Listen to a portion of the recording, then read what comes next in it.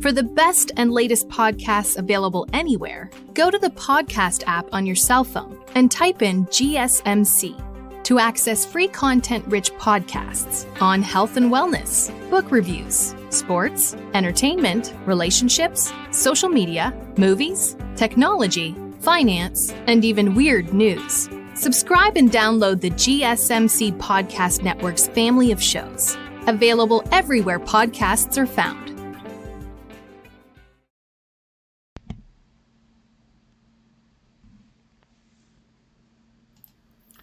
All right, welcome on back to the next segment of our show. We're going to be finishing off our long season outlook series. I know it's been a long road to get here, but we have finally arrived to the NFC West, and that is the Arizona Cardinals. That's who we're going to be talking about to finish it off.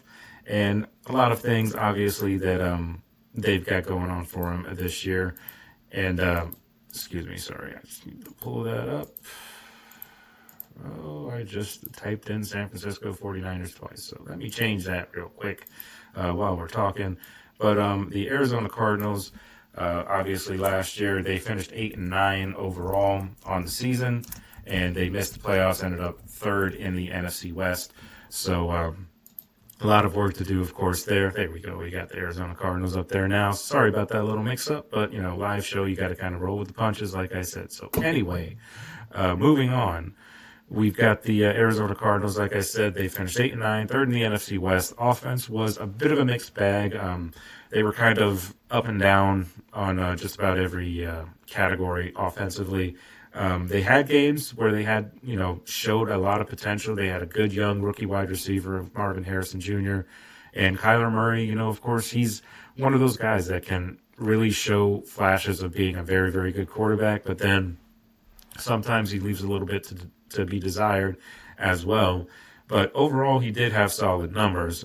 He had just under 4,000 yards passing, 3,851 yards passing, also added 572 yards rushing as well. And he had 26 total touchdowns, 5 of which were by running the ball. And he also had 11 interceptions on his stat total. So he was decent overall, you know, effective, and, you know, I still think he's a quality quarterback. A lot of people give him crap for being a shorter quarterback, but there have been plenty of short quarterbacks that have had success in this league before. Russell Wilson's one of them. Doug Flutie's one of them. For you younger generation, you probably don't know who that is, but Doug Flutie, a former Bills and Chargers quarterback, and Patriots, I believe, too. But, yeah, so short quarterbacks have had, you know, luck in this league before, but Kyler Murray, I've always thought, is a pretty solid, you know, quarterback, probably a pretty underrated quarterback, I think, very underappreciated. And so is his running back, James Conner. I think James Conner is one of the more underappreciated running backs in the league. Saquon and Derrick Henry and all those guys get all the headlines, but James Conner is a workhorse. And, you know, it's not really a surprise. The guy has a background of being a tough guy and working hard. I mean, the guy, you know, battled cancer, beat cancer, was able to come back and play. You know, he had cancer when he was at Pitt and came back, played for them, ended up getting drafted by the Steelers, was solid for them, ended up getting his play in Pittsburgh, got him a nice contract in Arizona. So obviously that is a good thing for Arizona to keep him and everything. So Marvin Harrison Jr., of course, led the team in touchdown catches, but he was just shy of 1,000 yards in his rookie season receiving the ball in terms of yardage. So he's expected to probably be your main wide receiver one this coming season. They didn't really have a ton of help, you know, wide receiver-wise. They have guys like Zay Jones, Michael Wilson, Greg Dortch. Those are guys that are on the offense, you know, in the wide receiver room. So they need somebody else to take some of the pressure off of Marvin Harrison Jr. because obviously they don't have Hollywood Brown anymore as he ended up going to the Chiefs last offseason. So they've got to find a way to build around Marvin Harrison Jr. because he has the potential to be a very, very good wide receiver, you know. So we'll see if he ends up, you know, if they end up getting some help for him, and maybe he can boost his numbers, get over 1,000 yards this particular season. The defense, on the other hand, they were a little bit of a liability at times. They were 21st in total yards allowed per game, 20th in rushing yards allowed also, and they were pretty much middle of the road in just about every other category. So defense needs some work. They've already done a pretty good job in free agency trying to add some guys to that defensive front. Josh Sweat from Philly, they made that move early on in the free agency period. So that was a big move from them there. They need at least probably one more offensive lineman to really make that line solid, which, is good because Connor's already a very good running back. So making that offensive line even better is only going to help him. And, possibly as long as he can stay healthy, because I know he got dinged up a couple times last year, and he's had a history of being a little bit injured, not like majorly, but being a little banged up from time to time. At least that's the way he was in Pittsburgh anyway, and one of the reasons why Pittsburgh opted to move on from him. But he's been relatively healthy in Arizona. So if he can keep that up, maybe they can, that offensive line can get him one of those, crazy good years that, I feel like he deserves, because he's a hard worker and he is a solid running back. And it would be nice to see him just go off one year, but maybe in the draft, as far as some of the needs, we talk about that they need a wide receiver, another wide receiver to join Marvin Harrison Jr. And I was thinking about this earlier, and why not add Emeka Egbuka, the wide receiver from Ohio State, who is Marvin Harrison Jr.'s former college teammate? Why not add him and pair the two of those guys up again, and maybe they can end up having a pretty solid year together. So it's possible. I could absolutely see that happening, because they need wide receiver help. Egbuka would probably have to go in the first round, though. I don't expect him to be available round 2, but we'll see.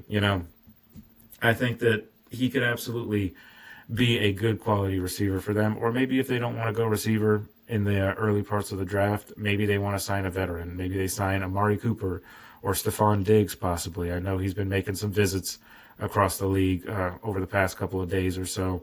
I don't know whether or not he's going to get signed. He's probably not going to get re-signed by Houston, most likely. You would figure they probably would have already re-signed him if they were going to. So, we'll see what happens with him. Maybe he visits the Packers too. I think I heard somewhere that he was going to visit the Packers, or maybe that was a different team I was thinking of. I don't know. But the Cardinals, could potentially try and snatch him up, because I think that would be a solid veteran to pair with Marvin Harrison Jr. The only thing with Stephon Diggs is he's kind of had a history of not necessarily being the best teammate when he's not getting the targets that he wants.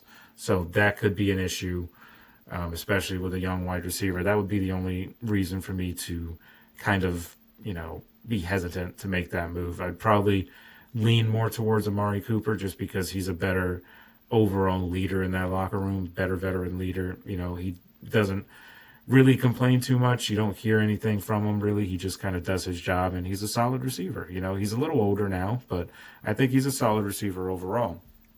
But we'll see if that's what they decide to do. But Arizona's another one of those teams, kind of similar to how I feel about the 49ers.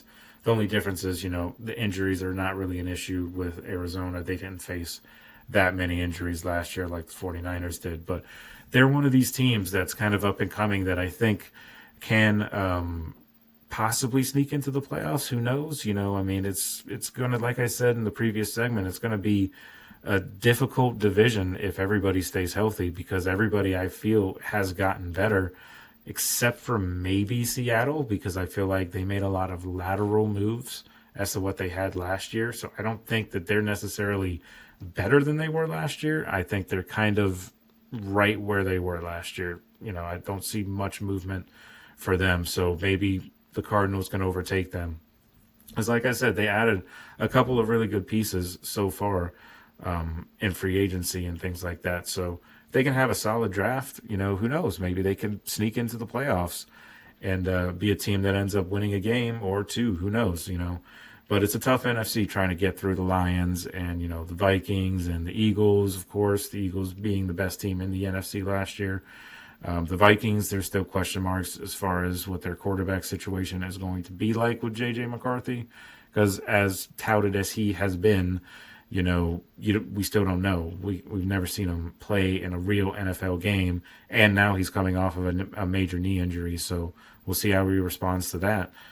So question marks there. But, the Cardinals, I think overall, as far as what my record prediction, they were 8-9 last year. I could see them probably going about 9-8, maybe 10-7, depending on how things shake out in the division. I think they are better than they were last year. Maybe they get to 10 wins, but I think 9-8 is a safe bet for them overall. And whether or not that sneaks them into the playoffs, we'll have to see. It depends on what the rest of the NFC does, of course. But that's where I have them going. And that is the last season outlook that we have.